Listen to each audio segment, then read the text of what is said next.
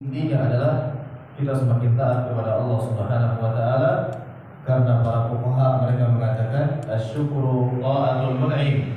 Syukur adalah menaati zat yang memberikan nikmat kepada kita, yaitu Allah Subhanahu wa taala. Kemudian di antara nikmat yang besar yang kita patut syukuri adalah Allah mudahkan kita untuk dekat dengan ilmu, Allah mudahkan kita untuk dekat dengan agama kita, Allah kumpulkan kita bersama teman-teman yang rajin ibadah, masya Allah rajin sholat. Alhamdulillah masjid ini penuh, ya masjid ini, masya Allah karyawan-karyawannya perusahaan ini pada sholat, ini luar biasa. Lingkungan yang baik, kemudian di mana di tempat ini ada kajian-kajian, ya banyak ustadz yang mengisi, maka ini nikmat yang luar biasa. Di samping kita mengejar kebutuhan kita menjalankan tugas kita sebagai kepala rumah tangga, mencari rezeki, mencari nafkah untuk keluarga kita tidak dilalaikan dengan ketaatan kepada Allah, kita tidak dilalaikan dengan ilmu agama. Karena di antara tanda teman-teman sekalian Allah inginkan kebaikan pada diri kita adalah Allah jadikan kita dekat dengan ilmu agama. Allah Subhanahu wa taala menjadikan seseorang itu barometer kalau Allah inginkan dia kebaikan, Allah akan jadikan dia dekat dengan agamanya.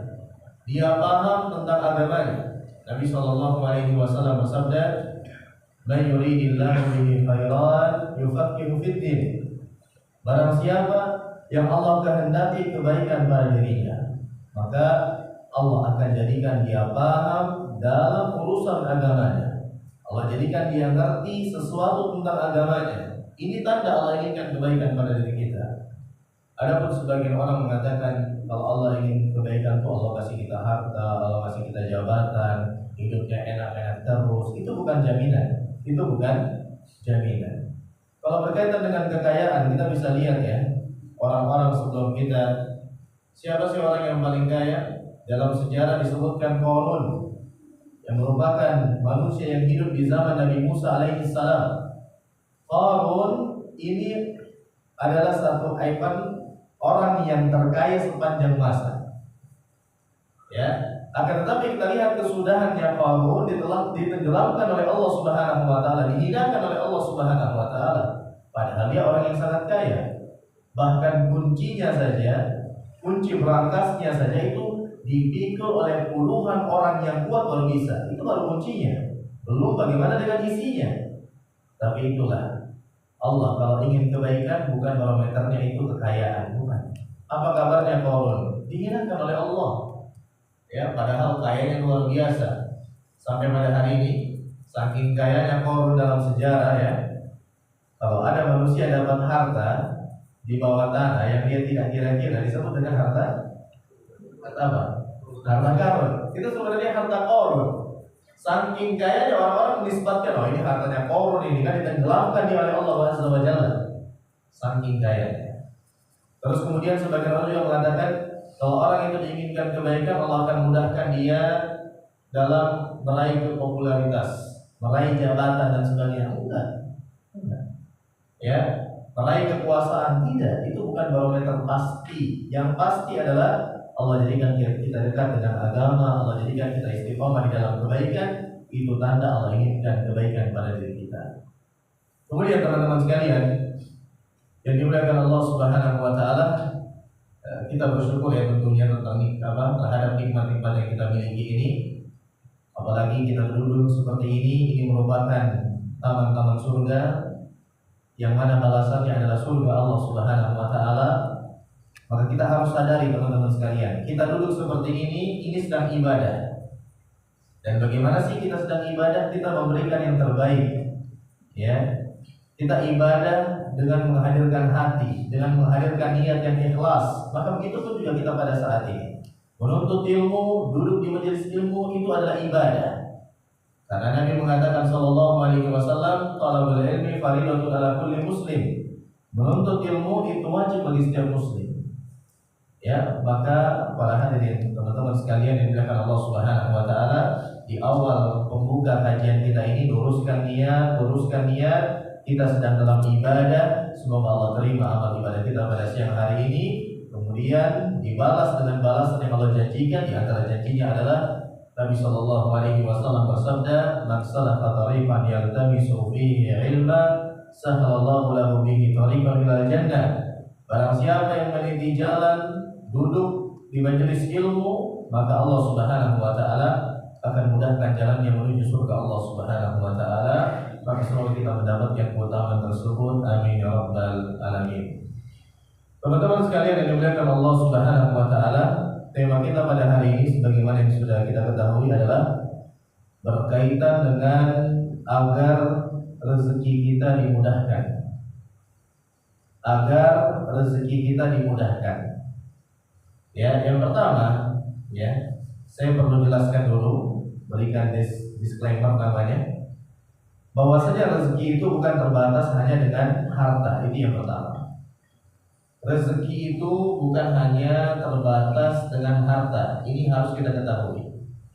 Jangan sampai kita seperti sebagian orang umumnya di luar sana, mereka mengatakan rezeki ya harta. Ya, ada pun selain rezeki, ya selain harta, maka itu bukan rezeki kata mereka. Maka kita katakan tidak. Rezeki Allah Subhanahu wa taala itu luas. Ya, di antara rezeki tersebut adalah harta, adalah uang atau sebagainya dari kenikmatan dunia. Akan tetapi kita harus pahami juga di samping itu rezeki itu cakupannya luas. Bisa kesehatan kita, istri kita, anak-anak kita, pekerjaan kita itu sendiri, kemudian lingkungan yang saleh, lingkungan yang baik, dan semuanya itu adalah rezeki secara umum. Akan tetapi insya Allah pada hari ini teman-teman sekalian, kita akan bahas agar bagaimana rezeki kita dimudahkan oleh Allah Subhanahu wa taala. Yang perlu kita ketahui, di antara nama-nama Allah Subhanahu wa taala, Allah memiliki nama-nama yang sempurna, disebut dengan Asmaul Husna. Di antara nama-nama Allah, Allah memiliki nama Ar-Razzaq. Apa makna Ar-Razzaq? Apa artinya? Allah adalah zat yang memberikan rizki. Ar-Razzaq. Allah adalah zat pemberi rizki. Maka di sini kita mengetahui dan kita harus imani bahwasanya Allah lah yang menanggung rizki seluruh makhluk-makhluknya. Allah lah yang menanggung rizki semua para hamba-hambanya. Semua yang Allah ciptakan, semua makhluknya yang di langit maupun yang ada di bumi, yang nampak maupun yang tidak nampak, yang terlihat maupun yang tersembunyi, Allah yang menanggung rizki mereka. Allah Subhanahu wa taala yang memberikan rezeki kepada mereka. Allah Subhanahu wa taala berfirman dalam Al-Qur'an, dalam surat Al-Ankabut ayat 60, Allah mengatakan, "Wa ka'ayyin min dabbah la tahmilu rizqaha, Allahu yarzuquha wa iyyakum." Betapa banyak hewan yang melata, kata Allah Azza wa Jalla. Mereka tidak bisa mengatur rezeki mereka. Mereka tidak bisa mengatur rezeki mereka sendiri. Dan Allah lah yang memberikan rezeki kepada mereka. Allah lah yang mengatur rezeki mereka dan juga memberikan rezeki kepada kalian wahai manusia. Di dalam ayat yang lain dalam surat Hud ayat 6, Allah Subhanahu wa taala mengatakan, "Wa ma min dabbatin fil ardi illa 'ala Allahi rizquha." Tidak ada hewan melata satu apapun, tidak ada satupun hewan melata di permukaan bumi ini kecuali Allah yang menanggung mengatur rezekinya. Maka di sini kita bisa mengambil kesimpulan teman-teman sekalian, hewan melata, ya, hewan yang melata kita bisa lihat begitu banyak di permukaan bumi ini. Allah katakan Allah yang menanggung rezeki mereka, Allah yang mengatur rezeki hewan-hewan tersebut. Maka di sini memberikan isyarat kepada kita teman-teman sekalian, kalaulah hewan yang melata saja Allah katakan Allah pasti jamin, Allah tanggung rezeki mereka, lantas bagaimana dengan manusia? Hewan saja yang mereka bukan mukallaf, mereka tidak dibebani dengan beban syariat, mereka tidak diwajibkan menjalankan ketaatan, menjauhi kemaksiatan, menjalankan ibadah, enggak. Mereka Allah tanggung rezekinya. Lantas bagaimana dengan manusia? Yang mana manusia ini diberikan beban mukallaf, ada kewajiban yang harus dilakukan, maka lebih pantas lagi, lebih berhak lagi manusia akan diberikan rezeki oleh Allah Subhanahu wa taala. Dan berkaitan dengan rezeki teman-teman sekalian, sebelum kita lahir, Tatkala kita berumur 120 hari di dalam perut ibu kita, Allah mengutus malaikat untuk menulis takdir-takdir kita. Bikat rizki, di antaranya adalah menetapkan rizki bagi kita. Allah sudah atur itu. Allah sudah atur, Allah sudah tetapkan. Allah Subhanahu wa ta'ala sudah bagi rizki kita masing-masing. Apa yang menjadi hak kita tidak akan terluputkan, dan apa yang menjadi hak kita akan kita dapatkan. Dan yang bukan hak kita, sekuat tenaga kita berusaha, kita tidak akan dapatkan. Maka yakinlah teman-teman sekalian, kita semua telah ditanggung rezekinya oleh Allah Subhanahu wa ta'ala. Akan tetapi teman-teman sekalian, memang benar rezeki itu sudah diatur oleh Allah. Tapi jangan beralasan kalau begitu udah Ustaz, gak usah kerja, di rumah saja Ustaz, ibadah, pulang masjid, masjid rumah, nanti rezekinya turun dari langit. Nah, itu salah ya. Berkaitan dengan penetapan rezeki, Allah takdirkan rezeki kita itu sejalur dengan Allah tetapkan ajal kita. Sekarang saya tanya, hidup dan mati kita ini di tangan siapa? Hah? Sekarang saya tanya, hidup dan mati kita ini di tangan siapa? Siapa yang mengatur kehidupan kita? Allah. Kalau antum sakit, antum berobat atau tidak? Berobat. Ya, antum sakit, antum berobat apa antum biarkan saja? Berobat apa tidak? Biasanya antum, ya pasti berobat. Apalagi antum di sini mungkin ada medical check up, ada cek kesehatan secara berkala. Nah, kalau kita yakin bahwasanya hidup dan mati kita Allah yang ngatur, Allah telah tetapkan ajal kita. Tapi tatkala kita sakit, kita berusaha berobat supaya kita bisa mempertahankan kehidupan kita, mendapatkan kesembuhan. Begitulah perihal rezeki. Allah sudah atur, tapi harus ada sebab-sebab yang kita tempuh agar kita sampai kepada rezeki tersebut. Ada sebab-sebab yang harus kita lakukan agar kita mendapatkan keutamaan yang Allah telah tetapkan bagi kita, yaitu rezeki tersebut. Maka teman-teman sekalian, ya antum ingat poin-poin yang akan saya sebutkan ini. Semoga ini bisa membantu memudahkan rezeki kita yang Allah Subhanahu wa ta'ala akan berikan kepada kita. Berkaitan dengan sebab teman-teman yang dimuliakan Allah Subhanahu wa ta'ala, sebab yang mendatangkan rezeki itu kalau kita ingin bagi ada dua. Ada yang sebab itu bersifat ukhrawi, ada yang bersifat duniawi. Yang bersifat duniawi, manusia banyak yang melakukannya, manusia banyak yang bisa. Apa contoh sebab yang mendatangkan rezeki yang bersifat duniawi? Contohnya, sebagian orang jadi peternak, sebagian orang lagi jadi petani, sebagian lagi jadi kuli, sebagian lagi jadi karyawan, sebagian lagi jadi pedagang, dan seterusnya. Itu semua sebab-sebab duniawi yang mengantarkan kepada rezeki. Dan ini banyak manusia yang bisa, ya, banyak manusia yang menempuhnya. Akan tetapi yang akan saya bahas di sini adalah sebab-sebab ukhrawi. Sebab-sebab ukhrawi yang mendatangkan rezeki yang banyak manusia meluputkannya, yang banyak manusia melalaikannya. Padahal bisa jadi sebab-sebab ukhrawi inilah yang paling besar dampaknya atau faktornya yang mendatangkan rezeki kita dari Allah Subhanahu wa ta'ala. Maka teman-teman sekalian yang dimuliakan Allah Subhanahu wa ta'ala, sebab-sebab duniawi antum sudah tempuh. Antum sudah jadi karyawan, ya. Di samping itu saya punya teman juga, dia memang karyawan di sebuah perusahaan, tapi dia punya usaha sampingan, ya.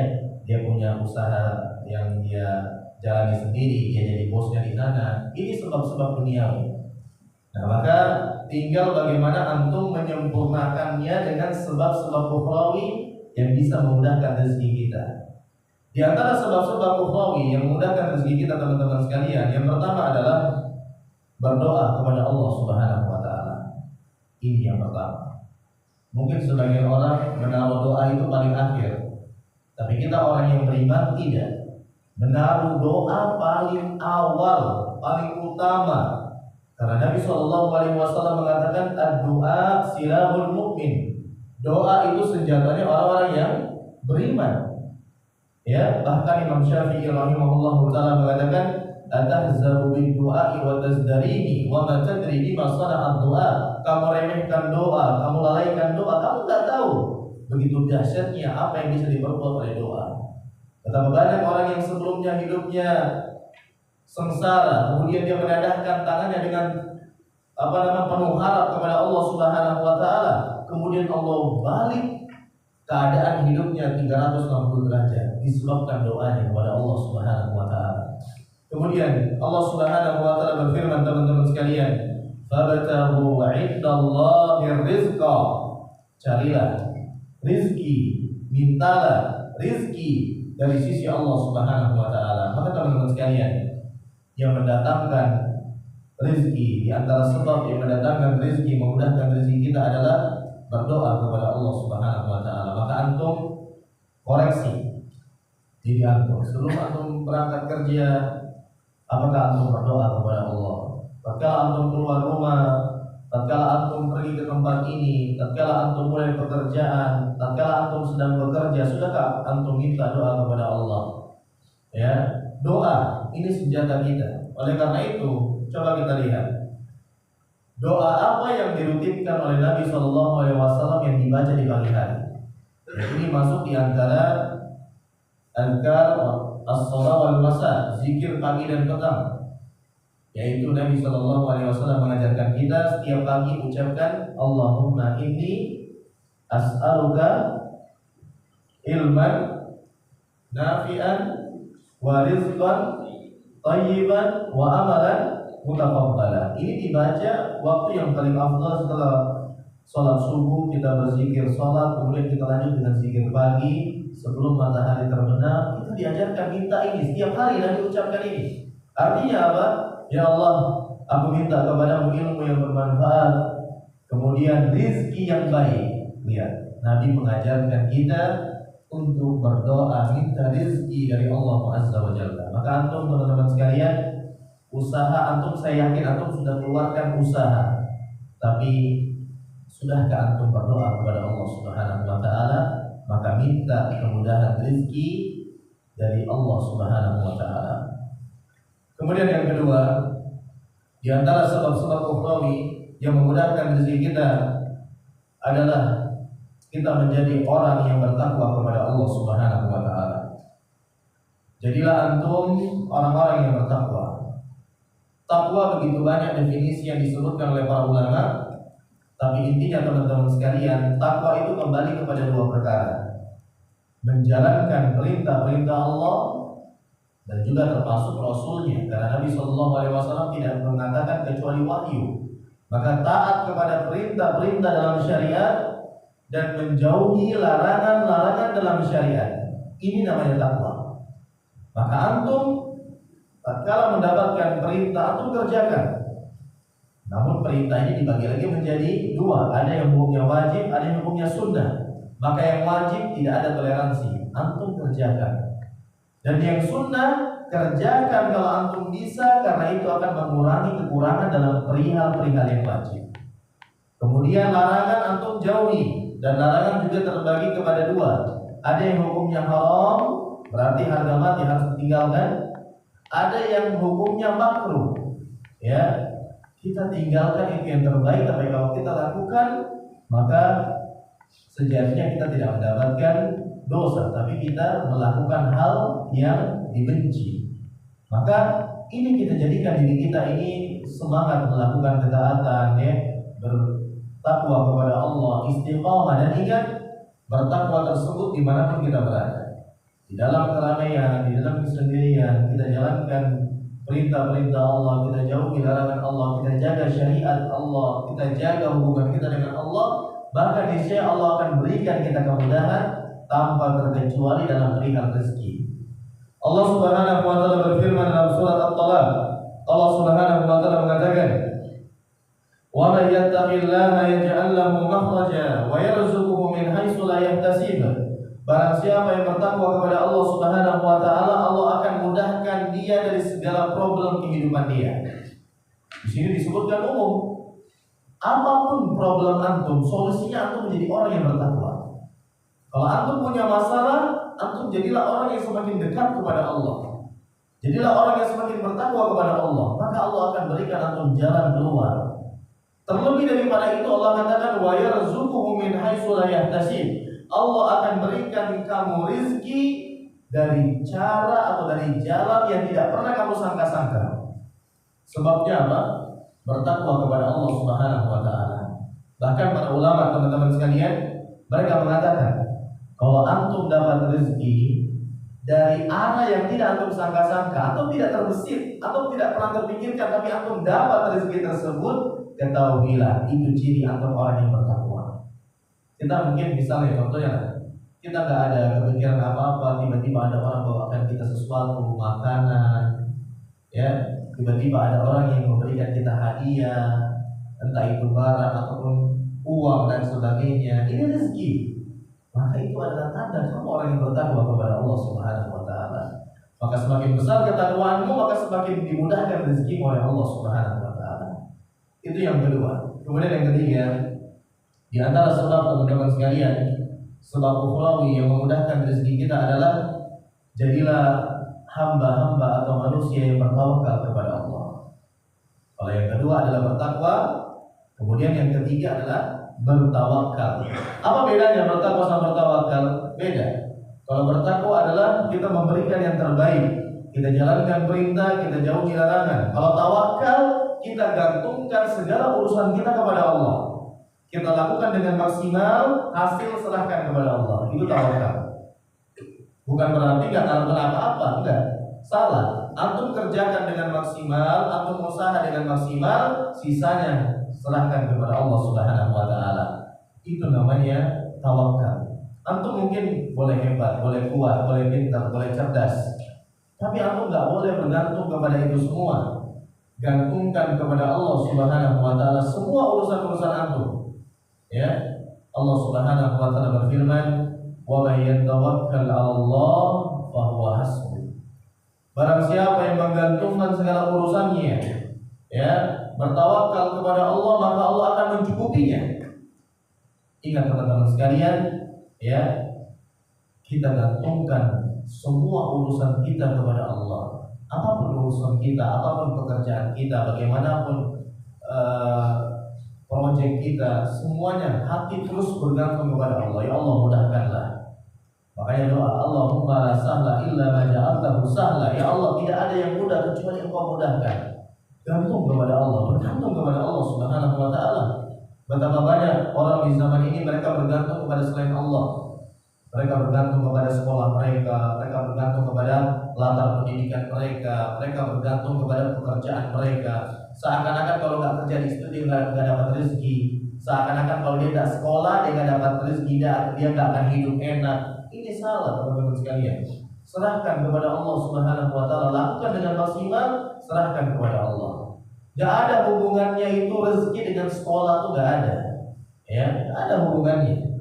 Banyak orang yang lulus sarjana, ternyata dia belum dapat pekerjaan. Betapa banyak orang yang belajar ekonomi S1 4 tahun ternyata gak kaya-kaya. Padahal mereka ngurus uang, bagaimana uang itu berputar, bagaimana segala macam, tapi gak kaya-kaya juga mereka. Sebaliknya ada yang lulusan SD bahkan yang menggaji yang sarjana. Jadi Allah Subhanahu wa taala yang mengatur rezeki itu teman-teman sekalian. Tapi kita berikan yang maksimal, kita kerjakan yang maksimal. Kemudian yang keempat, di antara perihal yang memudahkan rezeki kita teman-teman sekalian adalah menjaga sholat dan memerintahkan keluarga untuk sholat. Ini penting. Kalau antum mau dimudahkan rezeki antum, jaga sholat. Jaga sholat antum, jaga sholat keluarga antum, istri dan anak-anak antum. Ya, ini sering kita lihat ya, mungkin yang suka keluar sholat subuh ya, yang mungkin dia sholat harus keluar komplek lewat jalan besar. Kita mungkin sering lihat orang pakai pakaian rapi, subuh-subuh sudah berangkat, ya, belum terbit matahari sudah jalan pakai pakaian yang lengkap. Itu saya dapat di jalan-jalan lewat. Maka itu Masya Allah, mereka semangat menjemput rezeki. Itu bagus.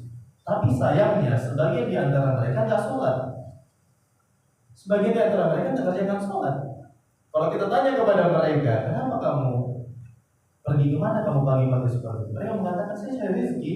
saya cari nafkah dan sebagainya. Bagaimana mungkin dia berusaha mencari rezeki sampai seperti itu, tapi dia lupa kepada zat yang memberikan rezeki, yaitu Allah Subhanahu wa Ta'ala. Kita tidak katakan teman-teman sekalian dia nggak dapat rezeki, enggak. Kita nggak katakan demikian. Tapi bisa jadi dia dapat rezeki, tapi keberkahannya dicabut oleh Allah Subhanahu wa Ta'ala. Dan berkah itu penting. Berkah itu penting. Bisa jadi yang kita lihat teman kita gajinya biasa-biasa, tapi hidupnya anteng, nyaman, nggak pernah berkeluh kesah yang berlebihan. Sementara yang gajinya sekian digit dan sebagainya, keluh kesah saja hidupnya. Keberkahannya dicabut. Maka antum jaga sholat antum. Ya, sholat subuh dijaga, 5 waktu dijaga, zuhur dijaga. Sebagian orang, masya Allah, mereka lebih mementingkan untuk tidur sekian belas menit daripada sholat subuh. Ya, tapi kalau setelah sholat zuhur mau tidur silahkan, tidak ada masalah. Tapi waktu sholat zuhur jangan, kerjakan teman-teman sekalian.